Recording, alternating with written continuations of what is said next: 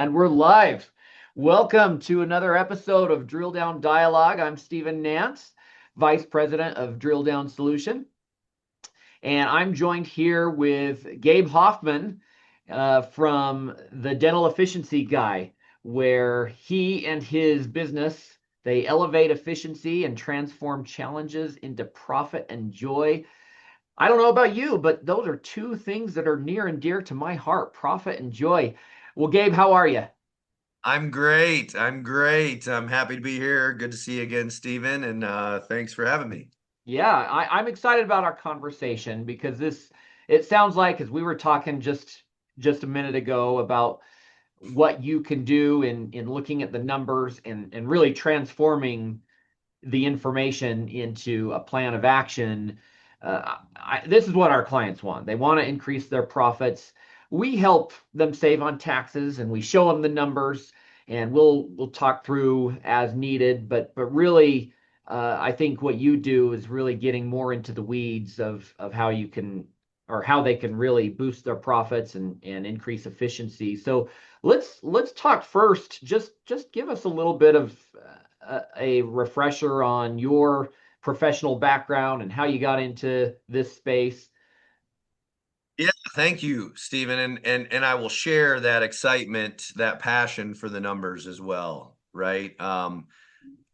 In my world, right, as a consultant, or even working with groups in scaling, if we can't measure it, we can't manage it, and so I love the KPIs and the story that they tell of what we do every day. And Mhm. I often have to remind my clients of that story of patient care, and it takes me back to when I started, gosh, 20 over 20 years ago in operations. I worked in group practice operations with the largest DSO as a practice administrator, learning the business of dentistry. I knew nothing about dentistry. I was fortunate to have a doctor that I worked with, Dr. Jeff Snoddy, Snoddy. He had two practices and was very happy to walk me through everything that he was doing as I was up front or I jumped in the Mhm. back and I chairside assisted. I've worked in every position I could in the dental practice, including lab tech, front desk, all positions in the front desk, office manager, as well as chairside assisting or assisting hygienists in order to learn the business. And that let's see, fast forward, I worked at another group so I was at that first place for about 6 years. I worked at another group for another 5 to 6 years, both large DSOs, the second not nearly as large as the first. um, Gaining operational experience, but understanding that the challenges that persist in a dental practice or in a group practice are really consistent. Where the cost factor is, where the log jams are, where patient care, the optimal delivery of patient care really gets held up or the water gets muddy. And so I was always looking for a better way, always looking for a better way. Um, how can we optimize efficiency, not just financially, but time, right? Because efficiency is quality, it is time, and it is profit. And so, I add in that equation that efficiency is time, is profit, is quality, and it is the joy that we experience as a culture or the patient wow that we provide collectively, right? So not just our joy, but the patient joy in the practice as well. Because when that's optimized, right, we're running, we're a well-oiled machine, and Yeah.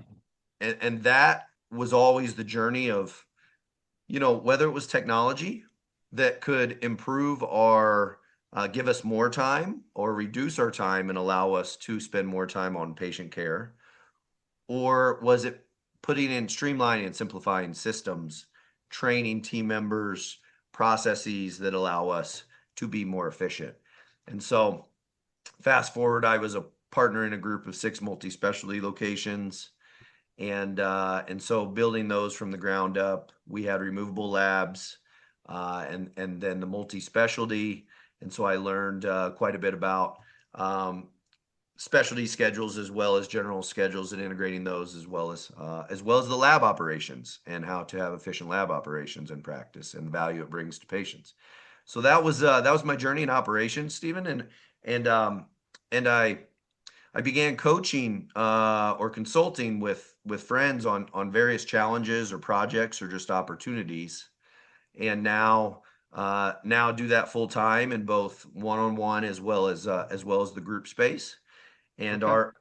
our focus, our mission, our passion is really to take the challenges, the experience, the focus from, despite situations, circumstances, or conditions in the practice, to the opportunity, right, of an abundant moment, day, time, patient experience.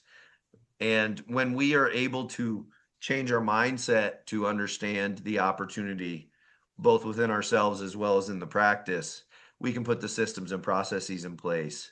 We can reallocate time from redundancy or sitting in front of a computer for 4, 6, 8 hours a day, putting in data or moving data that is very error prone and costly. We can reallocate that time to patient care and to a wow patient care experience. Yeah. Well, time is such a precious commodity. And in your Absolutely. dental practices, you have your fee schedule, and if you're PPO, that fee schedule's all over the place. But you're Yeah. paying your people by time.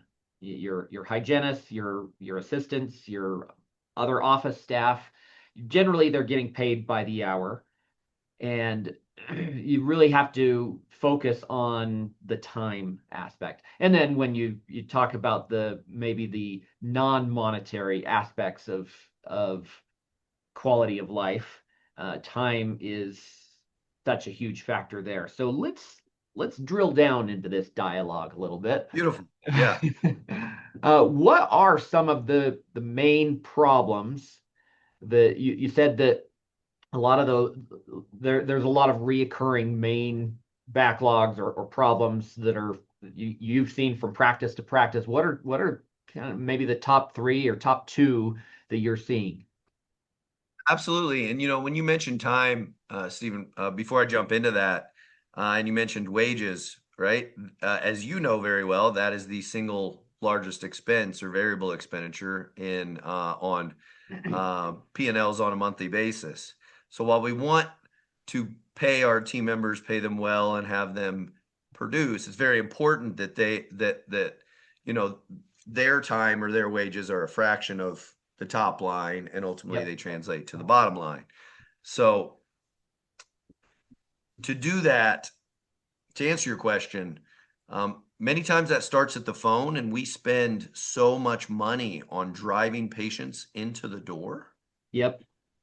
and we may only be converting 30, 40% of those, 50% of those. Should Yeah. be no less than 70 to 80%. But many times there is a big hole in the conversions. Yeah. And it really goes back to value building. Are we connecting with that patient? Are they a patient of record before they come in the door? Or are they a patient of record once they get in? Meaning, did we connect with them, lay out expectations for the visit, understand their needs, build value for our business and the ways in which we can serve them, and schedule them, collect all the info so we don't have the gap at the point they come in where they're sitting in the waiting room for 20, 30 minutes filling out paperwork, right? So there's one log jam, Yep. and it's a great place to start. Not just cost per acquisition, but all the way through the acquisition to cost to revenue. It's amazing Yeah. tracking. Yeah. Then the next one, insurance verification or Mm. insurance in PPO Yeah. practices. Yeah. So you mentioned insurance, you mentioned PPO, fee schedules all over the board.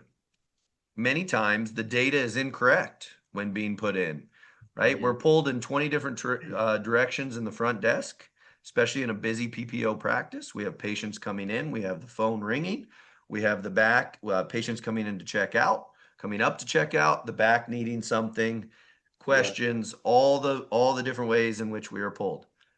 But we have to verify these benefits, and we have to verify them fully and accurately to get all the data that we need so the rest of the revenue cycle process isn't delayed.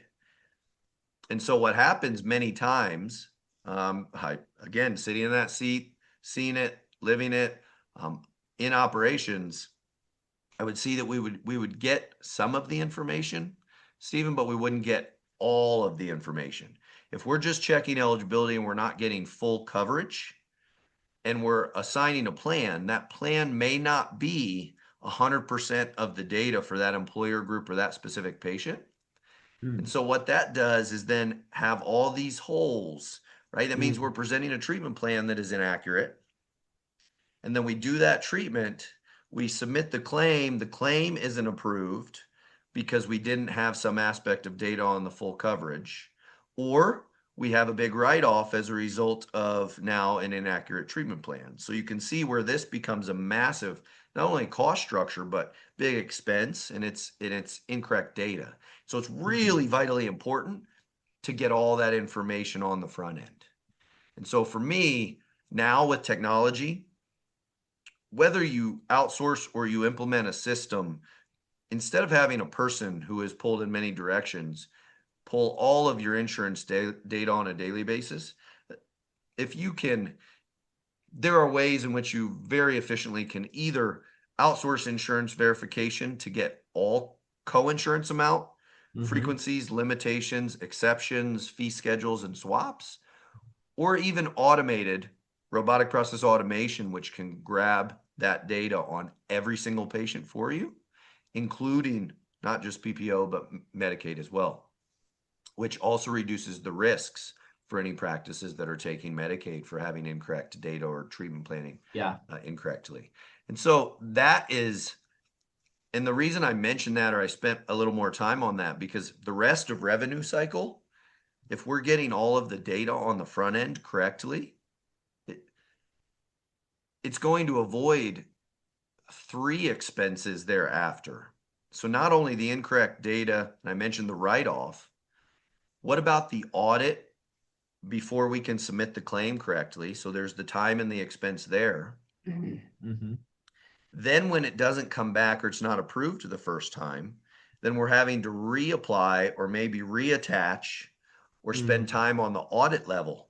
So that's a tertiary or third expense on just that single claim. So imagine if you have 25, 30, 50 patients per day and that data is incorrect or partially incorrect. There's a big logjam there. And so I spend a good amount of time. And again, now that's one area where we will use technology, or if instead of trying to hire, train, and put a person in place, there are amazing people in revenue cycle. It's just so difficult to find them, train them. It takes 6 months or a year to train somebody from zero to fluent. So can you outsource a portion of it or automate a portion of it to where now, instead of 8 hours on the computer every day and on the phone, getting 70% of the information, can you get 100% or as close to 100%, 90, 95%, and now you only have 5% or 10% of the time that's required. So you're reallocating 90% of time from that redundant task to patient care, to treatment acceptance, treatment presentation, to your patients coming in. We're always being able to speak to them, take them on a tour of the practice, connect with them, as opposed to being on the phone and they come in and, it's hold on just a second and then waiting for someone else to come up and get them. They may sit out there for 10 minutes. Just again, think patient wow experience from the time they call all the way through. So that's a massive area. And the easiest way to evaluate that is to follow a new patient. Again, listen to the phone call from the time they come in all the touch points throughout the practice. There's 5 to 6 touch points when a new patient comes through our practice all the way through. So front desk, clinical visit, hygiene, doctor, consultation, back to the front. And there's going to be a lot of great coaching, great learning, really, really strong observation and opportunities to coach up the team inside of that new patient exam. Okay. Sorry, new patient visit, not just the exam. Okay. So a lot of thoughts are coming to my mind. Sure. As we talk about these log jams. I mean, technology is part of that solution, I'm sure. Absolutely. Um, and then for the other things, I mean, for example, you mentioned, if the front desk has to tell the new patient coming in to hold on a second, I'm on the phone, and then I'll get with you in a minute. That in that example, is it more staffing? What's the appropriate solution in that type of example? It can be. It can be. But when we are looking at staffing levels, it's always a great idea to evaluate our practice. And before we, many times our gut reaction is we need to hire another person for it, which increases not only our expense, but it also increases reduces our time. And then we have the benefits and we have the additional expenses around that team member, right? Yeah. Yeah. And so our team likes to evaluate staffing levels Okay. against patient experience and against revenue, Okay. right? And are we optimized Yeah. based on schedules and opportunity, and where is our time being allocated? Yeah. Yeah. And I think that is a better way, a more efficient way to look at the business than saying immediately Okay. we're going to hire another person and put a person up Yeah. front, because then you need to recruit them. You need to Right. find the right person, which many times we don't on the first time. It takes 2 or 3 times. We Right. have to train that person. Yep. So is there an opportunity, as I said, to either bring a solution in, which is my preference, right? Something that adapts to the organization and creates a unique or custom workflow or enhances your workflow? Or is there the ability to outsource some of that or a portion of that process at a lower cost than it is, Okay. right? It's Okay. not going to take more time and more expense for you. It's just reallocating less cost than what it would be to bring. And I love building a team. So don't get me wrong. The Right. reallocation of time is really for the people, Stephen, because you mentioned it before. The quality of time, right? Where do you think there's the most turnover in practices today? Oh, front desk. There is, yes. Uh, Imagine if you have to sit and stare at a computer and answer the phone and be pulled in so many directions, and many times Yeah. you don't have all the training that you need to optimize. Maybe there's training on the front end, there's orientation, but do you have all the training, all the systems and processes, and the Yeah. continue to build, grow, learn, and to in my world, right, at the dental efficiency guy, a good front desk person should be your next treatment coordinator, and your treatment coordinator should be moving into office manager, practice management roles as your practice grows, if that is the avenue by which you are Okay. scaling, right? Yeah. Yeah. And so that also gives people the opportunity to learn more, to grow within the business. As our people grow, our practice grows sustainably. So Hmm. if all we're doing is trying to implement systems and processes and our people aren't learning those, Yeah. right, it's not being implemented fluently to where now they are.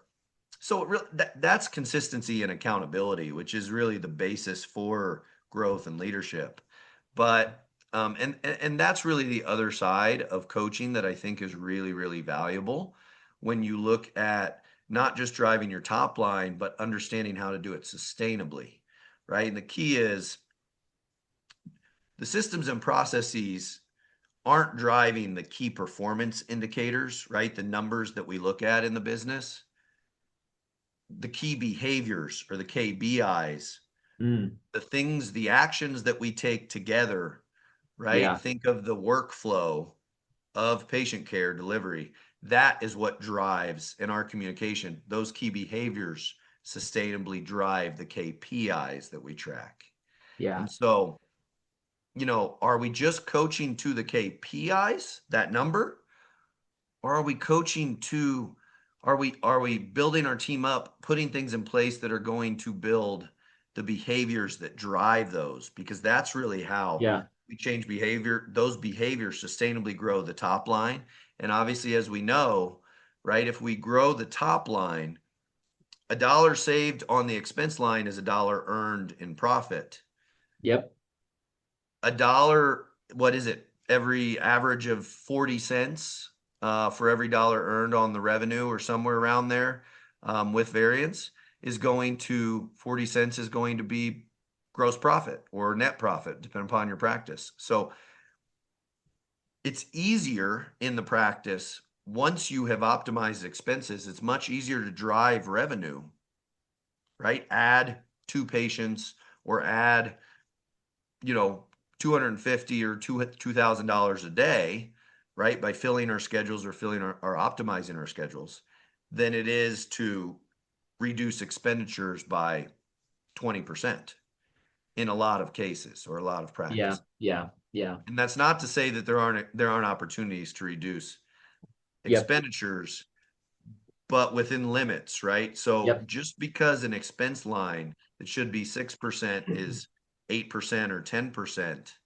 it doesn't mean that you have to trim the fat. You need to look at it as a percentage of revenue, Yep. right? Is our revenue sufficient to where it's in excess of our threshold or the goal that we need to really to make those expense lines in line with those goals? And I think that's a conversation that, as we're reviewing P&Ls, which I know you do with your clients as well, that I think oftentimes we're evaluating both. So where are we on our top line? What are the strategic goals to drive the top line?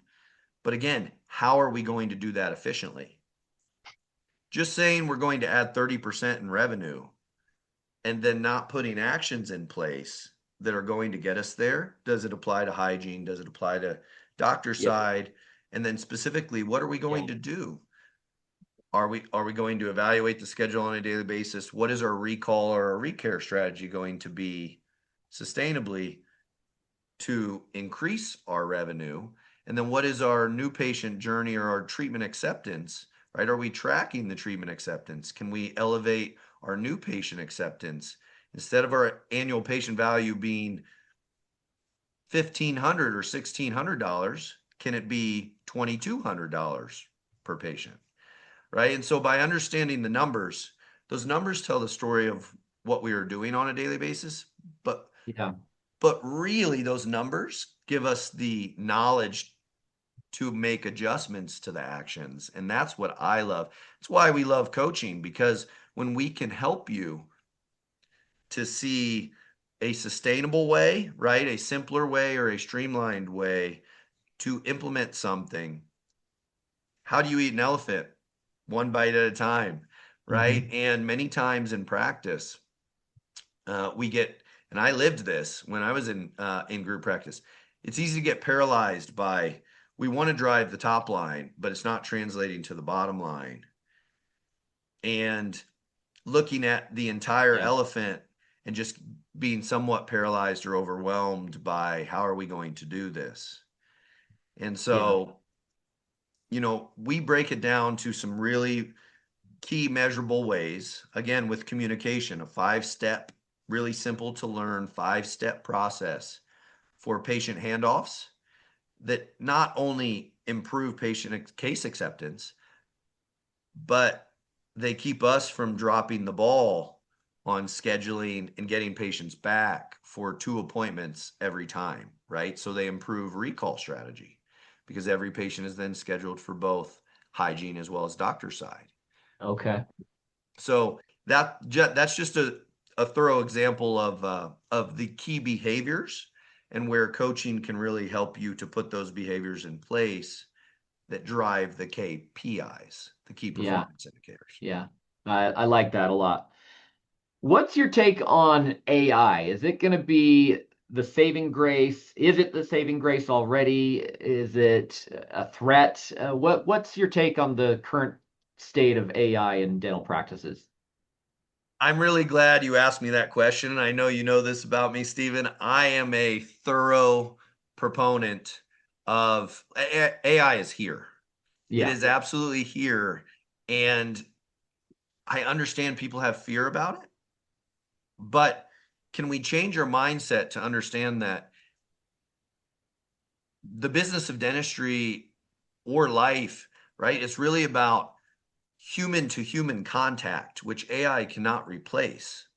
Yeah. So change your mindset. Again, AI is not here to replace you as a human. AI is here to allow you to be a human, to work with your patients or your team with other humans and be the best, like more time with human to human contact optimized is going to again sustainably build the business. More time, working on liabilities or problems inside at a computer that now can be automated via AI automation, that is just a cost for the business. And it's something that generally has 20 to 30% errors on average. So when now you can reduce the errors, again, streamline and simplify Yep. that process, and you're reallocating 40 to 90% of your time to the patient experience, it's massive for the business. It's also, just think what that's going to do for your team and the patient wow experience, right? What is the experience that every patient has when they come in the practice? Are we getting 5-star reviews from every patient? Do we have, 80+% acceptance with payment? Mm. And so, you know, just briefly, I'll mention there are two types of acceptance that I don't think gets discussed enough in dentistry. Um, and there's one aspect of this that there's a lot of fear around it, just like AI. Hmm. Um, we have to collect for the treatment that we complete. Right. And it's always easier to get, especially when we're scheduling quadrant dentistry or full arch dentistry, or we would rather fill our schedule with a few teeth than single tooth dentistry. There's nothing wrong with gaining that commitment by the patient and having them put money down at the time that they schedule. If you're reserving 2 hours, 90 minutes for their visit, and when you can get them to financially commit to the treatment, either via third party financing, right? Third party payment options, or they put some money down towards treatment.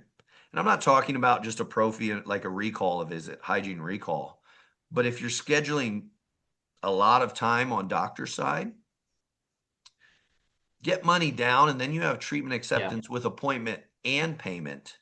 Right. And you're going to have a much greater commitment and urgency to complete that treatment Yep. than when you're just scheduling appointments. Yep. Yep. And I Yeah. think, I mean, that's something that we incorporate in our accounting firm. If you can oh, I love it. get paid upfront or um, the sooner the better, right? That does two things. I mean, that helps you financially, and but on the other side, now you are obligated, and there's more pressure on you to perform well, and keep your clients or patients happy. So, Absolutely. And you mentioned it, right? When I mentioned joy ROI, it's there.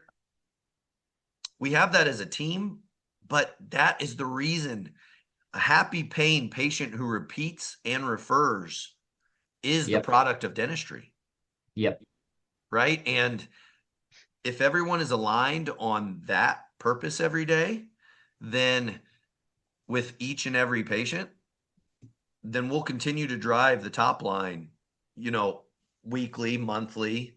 And I think where it gets really challenging from a business standpoint is when we lose sight of our why, our purpose. Yeah. And so, you know, again, if it's not, you may be great on the delivery or on the systems and processes, and maybe it's just getting back to the true purpose or the true why. At the Dental Efficiency Guy, we believe that your vision isn't just a strategic goal that is, you know, on a piece of paper, but that your vision should really be, you have your goals and your goals should be aligned with your vision and your vision with your dream, right? Why did you build the practice in the first place? And what is your dream Yeah. for either exit or for scaling the business? And when they are all aligned, right, working convergently towards the dream, then your vision is an actionable strategy. It's part of your Yeah. culture. Yeah. Well, Gabe, this has been a great conversation, and I can tell we're just scratching the surface of needs of dental practices. There's a lot that you can, a lot of insight that can be given on a case by case basis. I'm sure of it. So if people want to get in touch with you and get more information and schedule a consult or whatnot, what's the best way for them to get in touch with you? Yeah, thank you, Stephen. I've enjoyed speaking with you today. And if I can leave one thing that just Yeah. simplifies, when you're looking at the business, right? Morning huddles, Yeah. having that meeting every single day, and not just focusing on the schedule, but focusing on yesterday and what did we do well and what is our opportunity from Yeah. yesterday. Always start with the win. The more wins we share each and every day, the more green lights we have as a team, the more we build a yes culture. So Yeah. just remember that 1% better every day. That as a mindset really allows us to celebrate the wins. But to answer your question, you can reach me on my mobile 317-760-5764. Feel free to call or text if you have a question or something I can help you with. Or my email address is Gabriel at thedentalefficiencyguy.com. Okay. Well, I encourage you guys to reach out to Gabe. He's got a lot of experience and insights that may be able to help you out. So, thank you, Gabe, for being with us and Thank for you, sharing. Stephen. We'll be in touch, and thank you again so much.